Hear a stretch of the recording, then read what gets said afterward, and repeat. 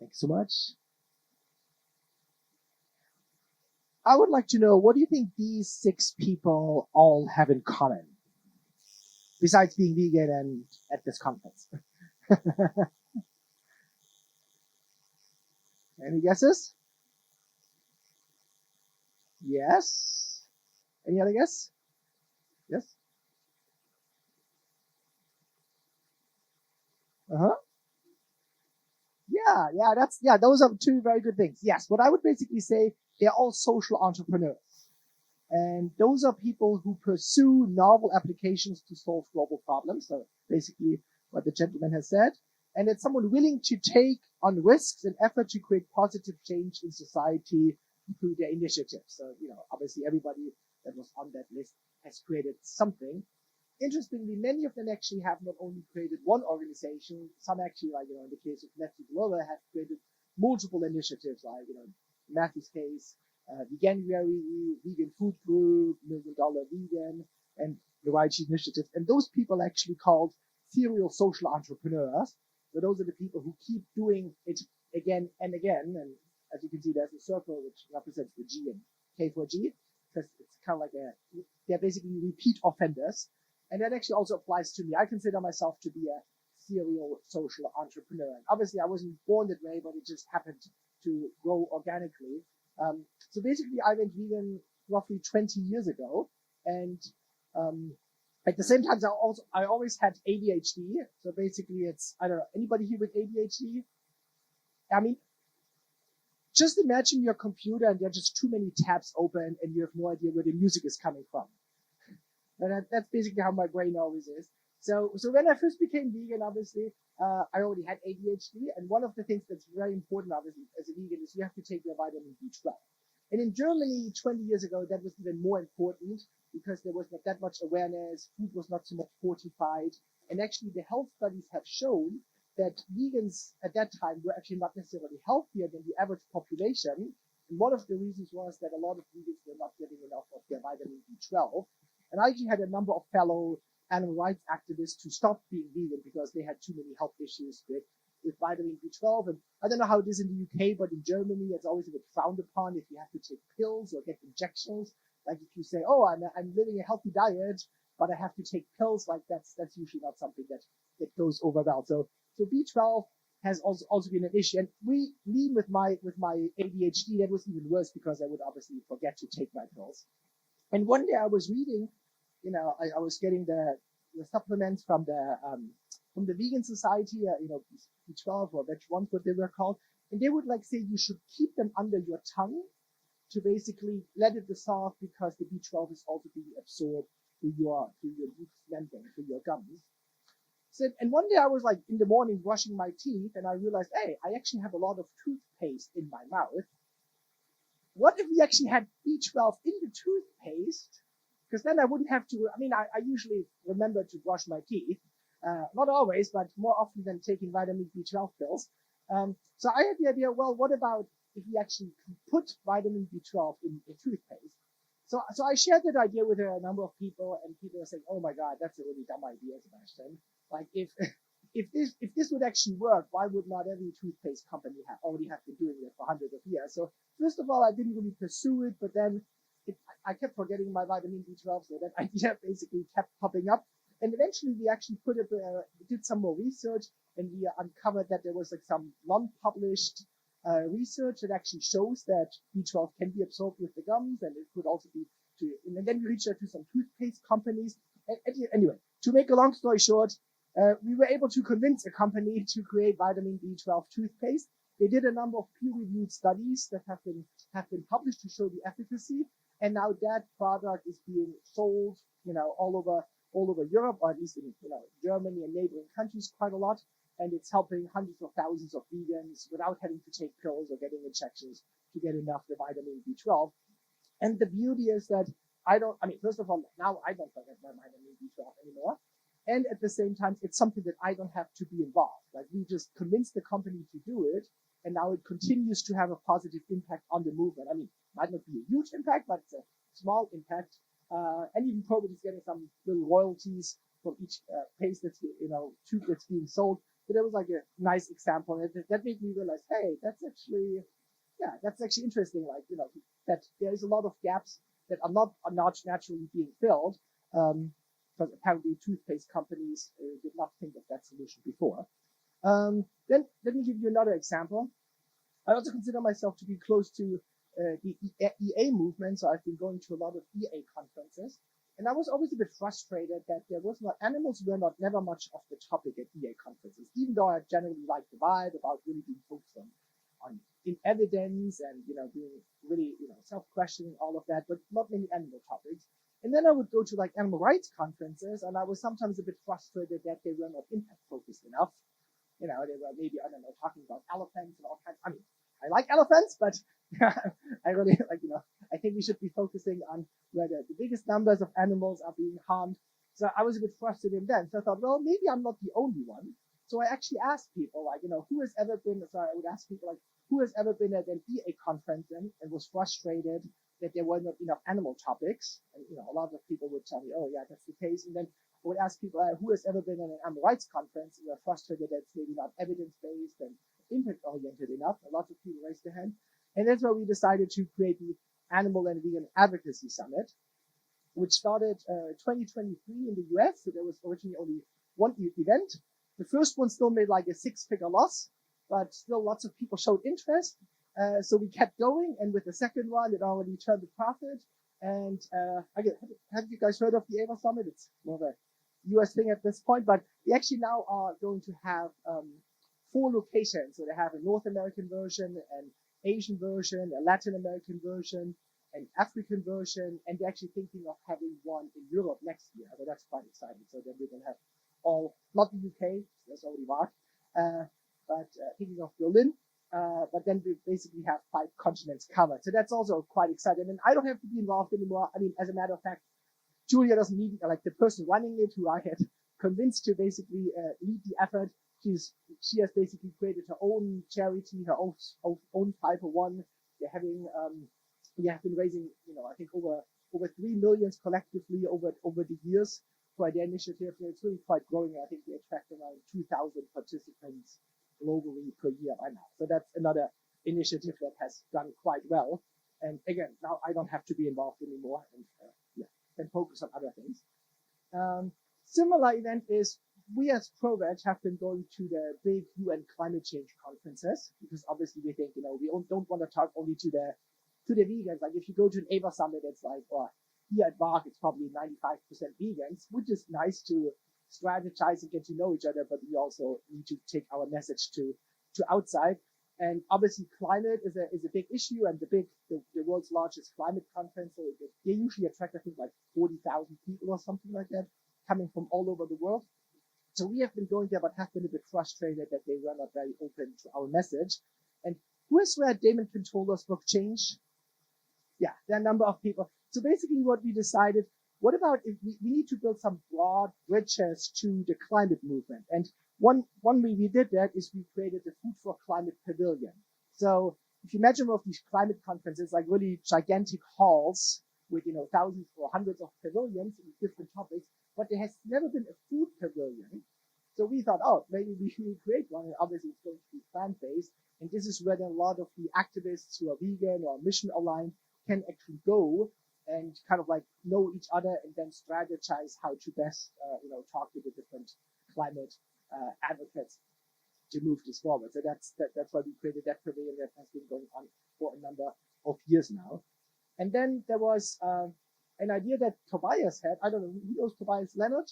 So when I was only I think I met him like 15 years ago, and he was running an organization in Belgium, which was like a veg organization called EVA. I was running VIBU, which is kind of equivalent to like the German vegetarian/vegan society. And Tobias was saying, well, if you look into other movements, if you look into human rights, or if you look into environment, there's like these big international organizations like, Human Rights Amnesty International, Greenpeace, like these global brands which are active in dozens and dozens of countries and who give much more legitimacy to a whole movement because they're just so well known and policymakers respect them and they are known, they are getting invited. But if you look at the vegan movement, you were saying, well, it's all, all these little associations and national or regional group. So basically we came up with the idea, well, why don't we fill that gap by creating an organization, which we now came to call ProVeg International, which fills that gap. And at that time, we actually had the benefit because we already had a lot of experience looking back from running the national organization, which while we didn't decide to use vegan in the name, because we figured that maybe might not be too attractive. I mean, we figured the vegans would know that we are basically, that's what we are fighting for, while at the same time, being a bit more, having a bit more of a mainstream appeal. Also, our mission is stated as a world where everyone chooses delicious and healthy food that is good for all humans, animals, and the planet. I guess you guys know what we mean with that, but it's also very appealing to the mainstream audience. Like even my mom and dad, they think, oh yeah, that's something worthwhile getting behind. So that's why we did that. And then over the years, we created a number of other initiatives. So we created a medical conference because we also figured in addition to climate change, we need to reach the medical community. So we created a conference called VegMed together actually with Charité, which is one of Europe's leading hospitals. So we also partnered up. That's often very important. You can pull it off. Then we had that's actually where I met my wife, which is quite a useful anecdote because we invited her as a speaker. And then, oh, my wife, Melanie Joy. Interesting anecdote because we recognized that we had such a male lineup of speakers, all the Neil Barnard, Michael Greger, all these male medical doctors. So we needed more women, but there were not that many in the medical field. So, we can invite a psychologist. That's close enough. And then we ended up getting married. So, but that's just on a side note. And then also, obviously, it's nice to have like an annual conference, but then we recognize there should actually be an organization that pushes that, or that topic forward. Because ProVeg, even though we try to frame ourselves more neutral, we're not really seen as a medical. We're not really credible to speak about anything medical. So that's why, in particular, my wife was actually quite behind that, creating the Physicians Association for Nutrition. I don't know, has anybody heard of them before? Yes, good. If you haven't heard about them, that's also good because they're actually framing themselves more as being on the medical side of things. So it's basically like, if you know PCRM in the US, so having like a similar approach to basically being an association of medical doctors focused on primarily plant-based nutrition. Out of that, we also created like a dietary guidelines initiative because in terms of policy change, one of the biggest levers we have, we figured out, is changing the national dietary guidelines. Because over 100 countries representing 80 to 90% of the world population actually have dietary guidelines. And they can be either very plant-friendly or not very plant-friendly. And they inform basically what's being served in schools and hospitals and prison and, what the medical doctors think. So we launched an initiative initially actually with Dr. Michael Greger about launching, influencing dietary guidelines. We launched it a number of years ago, and now they actually have partners in 25 countries and have already influenced a number of dietary guidelines in a more plant-friendly way. So that's something we launched. Then, has everybody heard of Veggie World? It's more of a more Central European thing. It basically, it was a trade show. It is a trade show, like a vegan trade show for consumer facing. We launched it like 2011 or 12. I think we had the first one. And before COVID, it actually grew to 19 locations all around the world. So I think it was one of the fastest growing consumer shows. We even had several, even expanded all the way to China. And for example, Veggie World Paris was so successful that they ended up having 2 fairs in Paris per year. So that was very, very exciting to see it grow. But then again, here, we initially had the idea, and then we convinced an agency that they could actually be making money by organizing these trade shows, and then they took it on and got some seed investment, and then basically grew from there. So that was quite interesting to see. And then we launched a conference called New Food Conference. That's more on the food industry side of things. So inviting the Unilevers and Nestle companies to get them excited about more plant-based. So we did that. then we launched an incubation program because we didn't want to only work with the big corporations like Unilever and Nestle, which are more going to this conference, but actually creating an incubation program that helps to create new startups.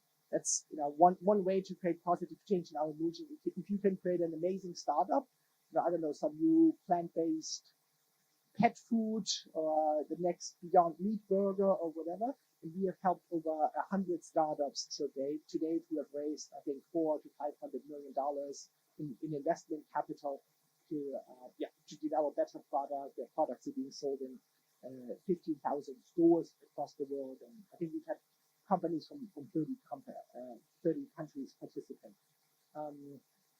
Then also together with my wife and Tobias, they're primarily behind it. We launched the Center for Effective Vegan Advocacy.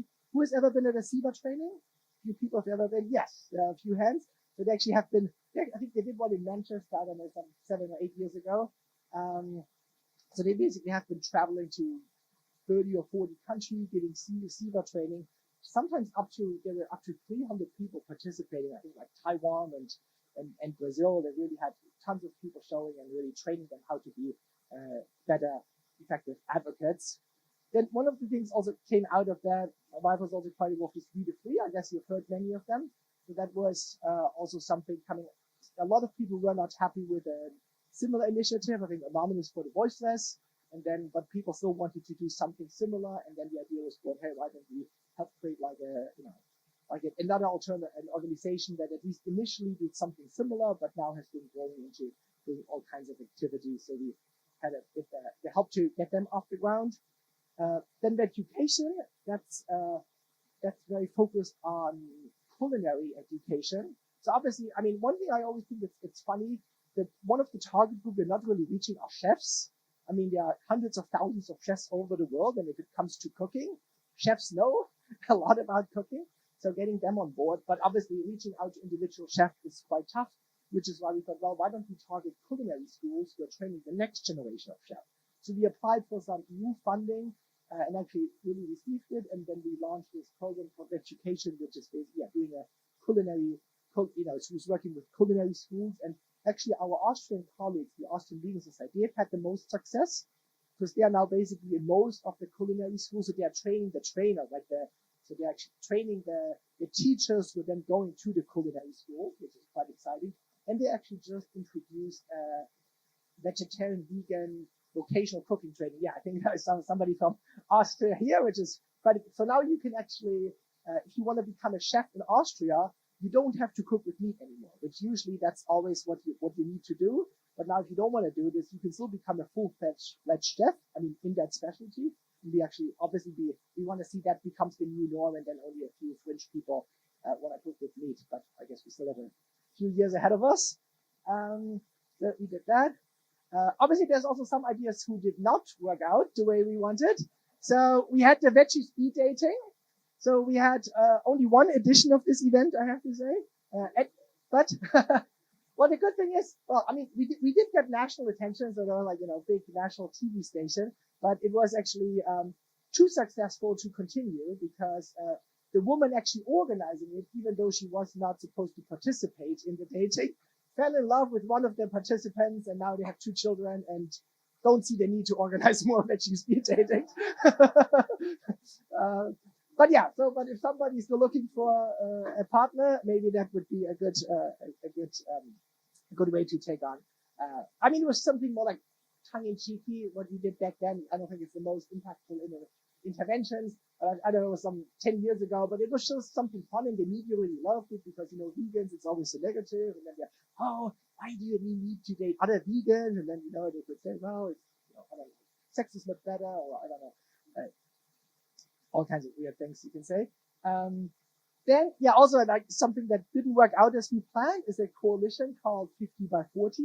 And that was when we decided to create ProVeg, we decided, wouldn't make sense to say our mission is a vegan world. So we actually hired a consultant who has worked with, he was actually the strategic campaign advisor of Angela Merkel, like the German chancellor. And he has analyzed over 100 movements across the world, from surfing movement to Me Too to Apple, whatever.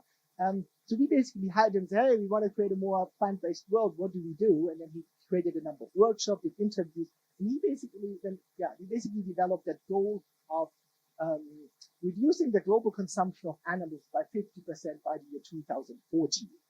And that actually was something quite intriguing. So that initially started off as being ProVeg's mission, which is basically still is today. But then a number of people got really excited, like also some funders, and we said, hey, that's actually a goal that shouldn't just be the mission of one organization. That could actually be a whole movement in and of itself. Because, maybe that's something where animal groups can get behind, and maybe climate organizations can get behind, and health organizations can get behind. Because even if you talk to like a medical doctor and you say, hey, do you think we should reduce our consumption of animal products by 50%?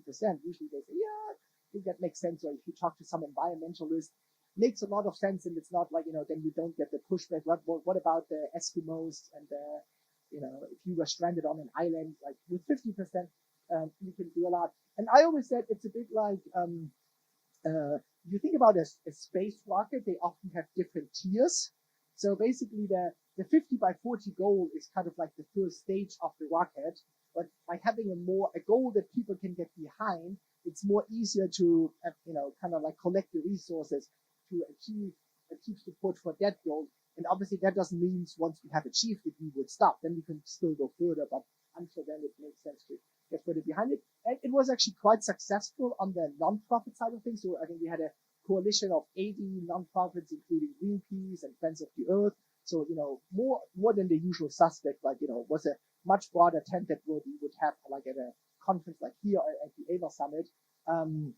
But we were not really able to get enough funders excited about supporting the initiative. That was like the big plan to also get a number of big foundations. So that basically is like on hold, or doesn't really exist anymore, but maybe we'll take it up at some point. And then, as you can see, I've been quite busy the last 2 years, and at the same time building up ProVeg as an organization. So I think we're now at, close to 250 people in 15 countries. And I'm not, my ADHD brain is not really good at handling, too much complexity and all these people. Our CEO is much better at that. So then I thought, I'm actually really good at going from 0 to 1, not to, taking organization from 200 people to 500 people. And that's why then the idea came up to actually create a non-profit incubation program. So as I mentioned, we already had a for-profit incubation program, but now that's why we decided to create Kickstarting For Good. So that's what we have now. I think I don't have to go through that. I guess everybody was here yesterday, so that's basically the part of the program. But I guess for anybody who hasn't seen it, well, you can look it up on the website.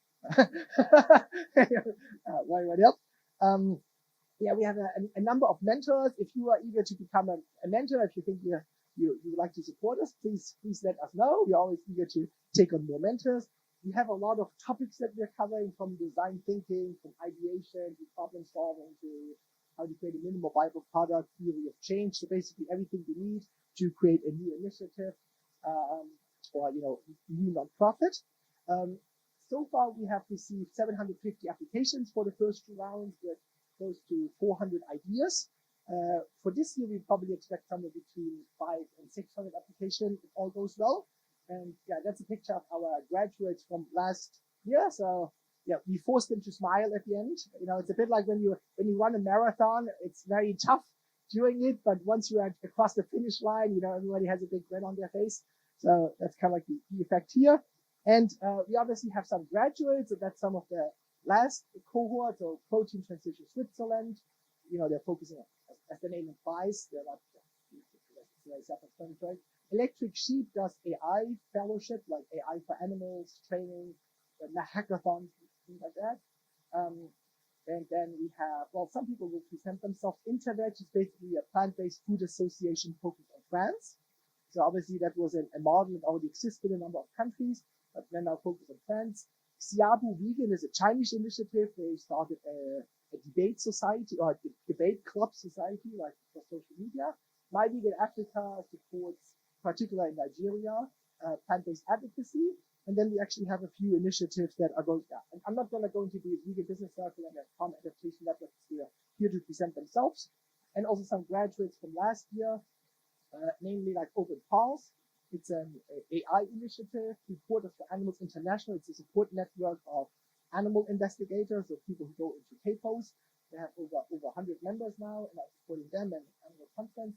And this is a initiative focusing on putting pressure on church institutions in Germany. I think that's a German name, because in Germany, actually, churches are the largest employer of the country. So in terms of all the kindergartens and schools that are officially Catholic or Protestant, so they have a lot of power in terms of procurement and what they're feeding. So that's kind of good. I think there's also some initiatives in the UK with, I don't know, plant-based churches or councils or something like that.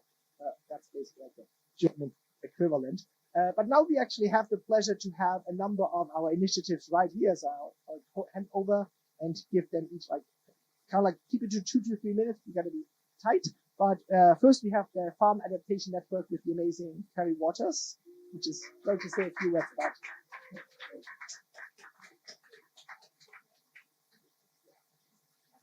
Hello, everyone. Thank you, Sebastian, for a lovely introduction. So yes, the Farm Adaptation Network. Our mission is to drive the just transition in agriculture. And we do this by facilitating networks. We're creating a network of business, finance, policy, and research opportunities for farmers and various stakeholders so that they can really adapt and build a resilient and fair food system. Now, of course, to us, that means beyond animal agriculture, but we really are positioning ourselves in the pro-veg tradition of being an agricultural organisation. So I was on the KFG Kickstarter last year and have to say it was one of the best experiences of my life. Thank you for all the support. And there I met my co-founders, and I went in with my own idea. We all had our own ideas, but we realised quite quickly we make a good team, a very loud team. We're very passionate and driven, but my fantastic co-founders are Patricia in Denmark, who is an ex-farmer, and Sylvain in France, who runs a transition organisation. And so we all know what happens when farmers are not part of the conversation. So really, farmers are at the heart of the Farm Adaptation Network. We want to really sort of drive the fact that farmers can be at the forefront of the diversification, of adapting to ways of that are more sustainable and more just. And so to do this, what we're putting on is a series of roundtables throughout the year. And we're going to create a European strategic blueprint for farm transition. We're going to have a European summit of farm transition or adaptation at the end of the year. We're creating an allied group of case studies of successful adaptations and also a research group, because from the research we've done, many of the academics feel as if this isn't an area that is united, that has a research group driving the change. And to feed into this European blueprint, we're each working in our own countries at different implementations. And in the UK, that means that we're creating a blueprint for farm transition here and a working group of different stakeholders and organisations to present how we transition the UK farming sector. And so, yes, we have a strategic plan that will be this year mainly creating that network so that we can have as strong a network in plant-based production as we do in animal agriculture. And then the tools that we're used to do that, to unite these groups, will be the blueprint and also the summit. And at the end of the year, we're hoping that we'll be able to take all that information to start lobbying and putting pressure on the European and our national country governments, and also start doing on-farm trials. And that's it. Thank you very much.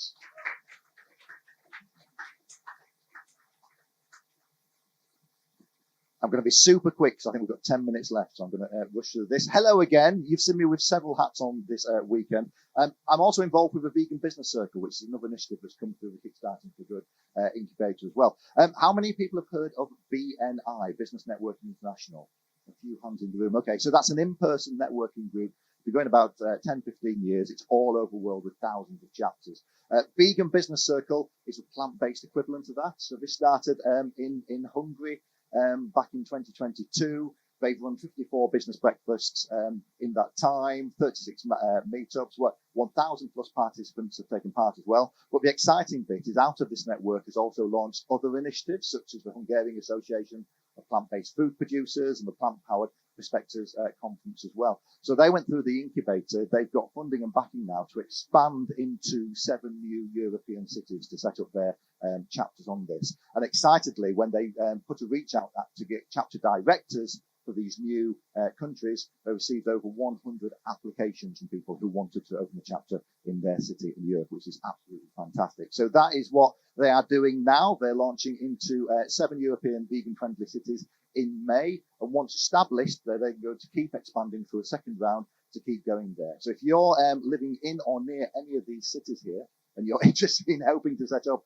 a plant-based business network or want to improve the plant-based scene in that area, then do go take a look at Vegan Business Circle. And just a final photo there. So that was these are the new chapter leaders. So that was the meetup that we had online last week. These people are going to be setting up their new chapters in London, in Paris, and various different European cities. And we're very excited about what's going to come out of this next. Short and sweet from me. Thank you.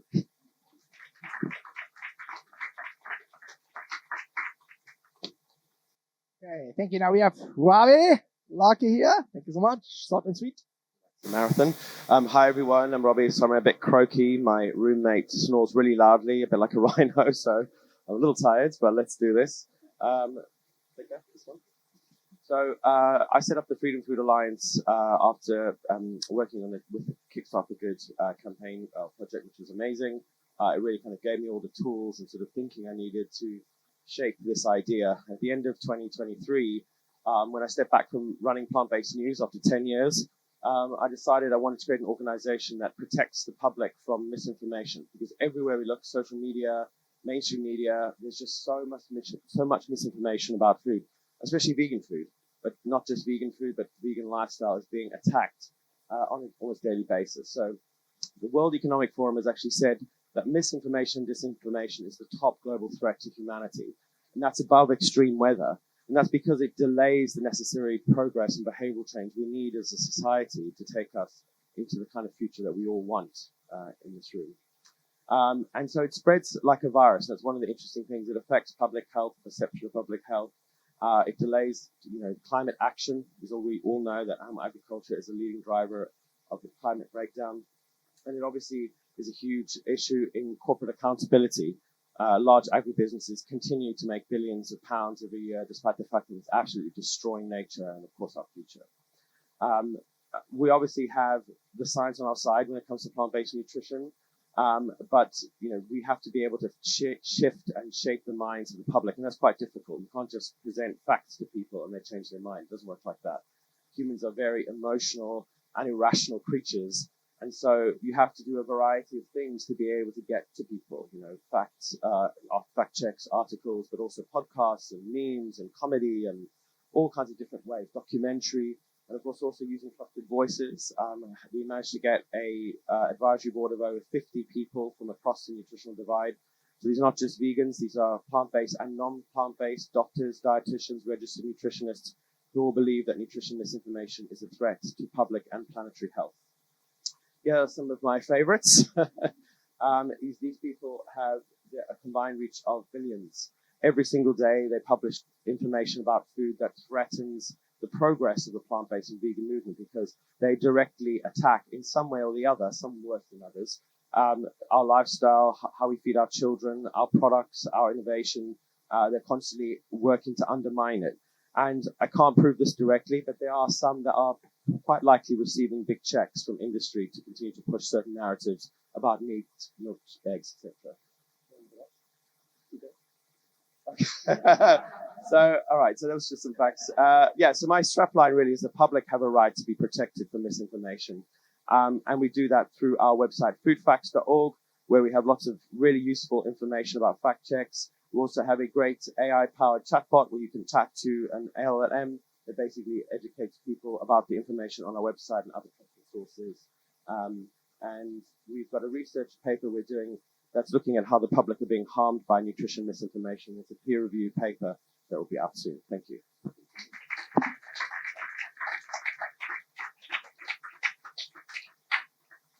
Yes, last but not least, we just want to say one initiative we launched in our first cohort is Vegan Thesis. And it's fairly easy. It's a hub for students, professors, and organizations dedicated to fostering groundbreaking research in plant-based studies and vegan advocacy. So basically, we found out that on the one hand, there are lots of students who need to write a bachelor thesis, master thesis, PhD thesis, and lots of nonprofits or startups who actually have a certain research need, but it's really hard to make them, make them match. Like ProVich, we often receive, requests from student, hey, I'm writing a thesis, I'm a, psychology student, we have a topic, but, at the top of our head, it's really difficult, with 200 people to come up with these topics. So that's why we created basically a hub that has a number of disciplines. So at the moment, we have 250 topics on the agenda. As you can see, it's split up into the different disciplines like psychology, anthropology, law. For example, we have 26 psychology topics. So the idea is to really build a huge repository of potentially thousands plus topics that people can find. And that's like how it's broken down. So for example, one topic would be how do corporate campaigns and policy reforms interact with and potentially reinforce each other. And that's maybe something if somebody studies sociology or politics and government, that's like in a discipline where they could take it on. So basically like a matchmaking platform. At the moment, we're looking for a new director or for a director to really lead this effort forward. So if you look at the website, it's very dormant at the moment, but it really needs some revitalizing. We still have some seed funding to get this on. So if anybody's interested, if you know anybody who would like to, really own this project and lead it forward and help vegans do more research and students, that would be highly appreciated. We do want to have a significant focus on the UK because we realize it's hard to really reach a global mass, but the UK seems to meet the sweet spot in terms of, a lot of academics, they speak English, lots of great universities. So yeah, we're specifically interested to get this going in the UK. So please let me know if you do. Now we only have a few minutes left. Oh, sorry. So just some general success factor when it comes to any kind of initiative.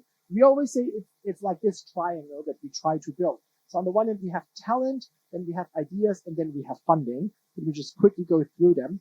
So obviously talent that comes to you, like are you somebody who would like to start or could you start a new initiative? And on the one hand, it's great because you can have a lot of impact by starting your own initiative. At the same time, you got to be aware that a lot of initiatives fail and don't really make any progress. And that's just part of being an entrepreneur. On the one hand, you can potentially fill a great gap in the movement, like something that hasn't been done before. But there's also the risk that you end up maybe competing for funding or stuff like that, and you actually end up not making that much of a difference. It's a great way to learn a lot. Like most people who start something for a year, they say they learn way more starting a startup or a nonprofit than you would have ever done in an MBA program, anything like that. At the same time, it is a lot of work, and sometimes it's also like the daily grind. So you're probably not going to have a 40-hour work week if you really want to get something off the ground. And last but not least, it's a great way to be your own boss if you run your own initiative and if you work in just in middle management. But at the same time, you will have lots of smaller bosses, like funders who are like having certain requests, or employees who do something, or other stakeholders. So it can be also quite challenging. But it's definitely, but if you're thinking of being the right person, you can ask yourself these 10 questions. Since we are running out of time, if you want to interested, you can take a picture of that. We can't go through all of them, but basically you can give yourself a score of 1 to 5, how you would rate it. And if you have like a score of, let's say, at least 25 to 30, then you are more likely to actually be a successful entrepreneur. Like, for example, have you done something in the past? I mean, obviously, if you're like 17, don't worry about that question.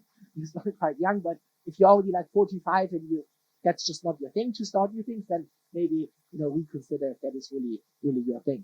But obviously there are lots of alternatives you can do. You can, join a startup in an early stage. You can, make money and become a philanthropist or work for a donor. You can work in an organization and build up a powerful team, or you can do research, which actually brings me to the fact that we're currently looking for a research manager. So you're really into research and wanna do that, looking into new initiatives that could be found, please talk to us. And we also, as mentioned yesterday, looking for a fund engagement manager.